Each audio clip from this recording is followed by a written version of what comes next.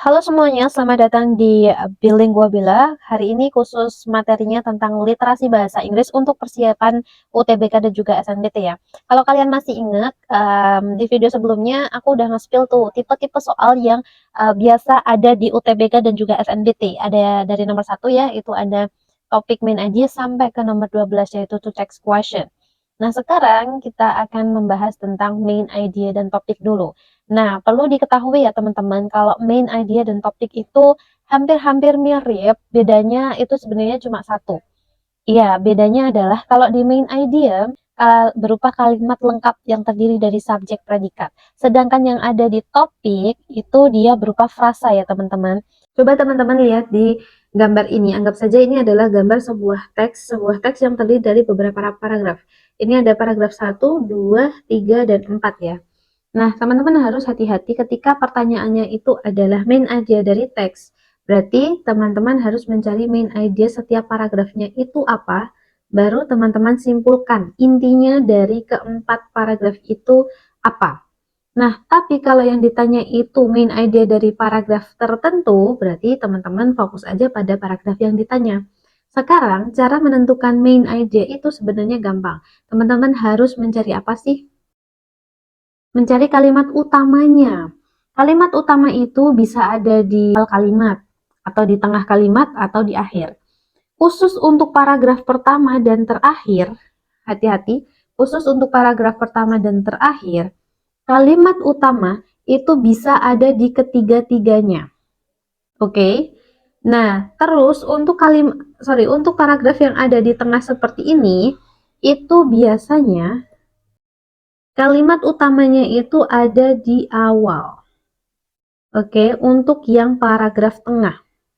Jadi, itu sebenarnya cara cepat ya, untuk strategi tercepat kita menentukan kalimat utamanya. Ketika teman-teman sudah menemukan kalimat utama, berarti teman-teman bisa menentukan apa ide pokok atau main idenya. Atau mungkin juga teman-teman bisa menentukan apa sih topiknya. Bedanya main idea itu terdiri dari subjek predikat ya, berbentuk kalimat. Tapi kalau untuk topik dia berbentuk frasa. Frasa itu adalah kumpulan kata-kata yang belum membentuk subjek predikat. Belum ya teman-teman, belum membentuk subjek predikat. Itu bedanya. Teman-teman, ini adalah salah satu contoh soal untuk menentukan main idea ya. Dari pertanyaannya aja sudah jelas, the author's main idea. Karena ini adalah sebuah paragraf, dan ini cuma satu paragraf, berarti kita harus hati-hati. Karena bisa saja kalimat utamanya ada di awal, ada di tengah, akhir, ada di keseluruhan ya maksudnya. Berarti kalau ada di keseluruhan nanti kita menyimpulkan. Biasanya kalau satu paragraf seperti ini kita akan menyimpulkan nanti. Coba kita cek. Kalimat pertamanya dia bilang, what is the best way for you as an employer to deliver bad news to an employee? Artinya adalah, apa sih cara terbaik bagi Anda sebagai pemberi kerja untuk menyampaikan kabar buruk kepada karyawan. Nah, terus dilanjutkan di sini. First of all, pertama-tama kamu harus, you have to itu harus ya, you have to. Have to itu artinya harus ini. Kemudian kalimat keduanya, you can write memos. Kemudian yang ketiga, you have to lagi, kamu harus ini. Kemudian yang keempat, kalau kamu terindikasi bla bla bla.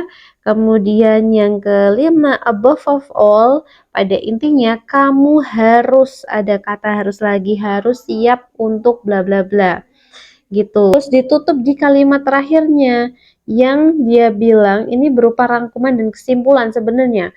Artinya begini, meskipun menyampaikan kabar buruk tidak pernah mudah, jika Anda mengikuti langkah-langkah ini, setidaknya Anda akan meringankan dampaknya.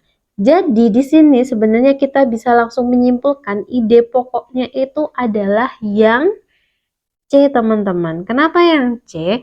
Artinya yang C itu adalah there are, kalau ada kata there ya, kalau ada kata there yang ditambah are, atau there is, atau there was, ataupun there were, ini semua artinya ada.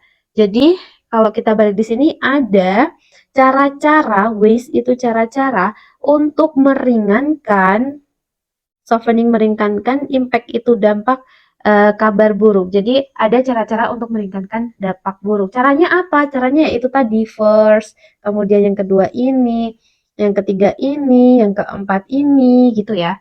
Itu cara cepatnya seperti itu. Jadi kita tidak perlu membaca semuanya. Yang penting kita tahu kalimat awalnya dulu apa, terus kalimat terakhirnya seperti apa. Seperti itu ya teman-teman. Oke, ini adalah contoh yang kedua ya teman-teman. Kalau ini dari pertanyaannya dulu, which of the following would be the best title for the passage? Kalau best title itu berarti berkaitan dengan topik ya teman-teman. Berarti lagi-lagi kita tetap mencari main idea atau ide pokoknya dulu. Oke, ide pokok paragraf pertama dulu apa nih? Nitrogen fixation is a process by which nitrogen is continuously fed into biological circulation. Nah, ini artinya apa sih? Intinya adalah nitrogen, fiksasi nitrogen adalah sebuah proses bla bla bla bla. Kita nggak kalau misalkan kepepet nggak tahu artinya pun sebenarnya nggak apa-apa ya.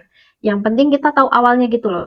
Kita tahu subjeknya adalah nitrogen fixation, kemudian di sini ada is itu sebagai to be, artinya di sini adalah berarti nitrogen fiksasi adalah a proses, sebuah proses by which yang mana bla bla bla bla.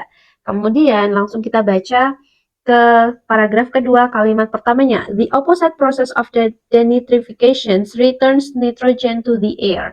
Nah, artinya apa sih? The opposite process itu artinya adalah cara ngertiinnya kita ke proses dulu. Proses yang berkebalikan atau proses sebaliknya of denitrification, proses sebaliknya dari denitrifikasi bla bla bla bla. Oke, berarti di sini kita tahu untuk paragraf pertama ini dia ngomongin prosesnya dari nitrogen fiksasi. Kemudian yang kedua, dia ngomongin prosesnya denitrification. Berarti kira-kira jawabannya yang apa? Kalau kita menjawab yang A, the process of nitrogen fixation, itu cuma ada di paragraf 1, jadi jangan kalian pilih. Kemudian yang B itu nitrogen process. Nah, di sini jawaban yang tepat adalah B. Kenapa yang B? Karena jelas ya di sini paragraf 1 nyebutin proses fiksasi nitrogen, kemudian yang kedua yang sebaliknya namanya denitrification. Begitu. Jadi jawaban yang tepat adalah yang B. Nah, itu dia teman-teman pembahasan kisi-kisi nomor 1. Kalau video ini rame, aku akan bahas ke beberapa kisi-kisi selanjutnya. Jangan lupa dibantu like, comment, subscribe. Thank you very much teman-teman. Semoga ilmunya bermanfaat. See you next video.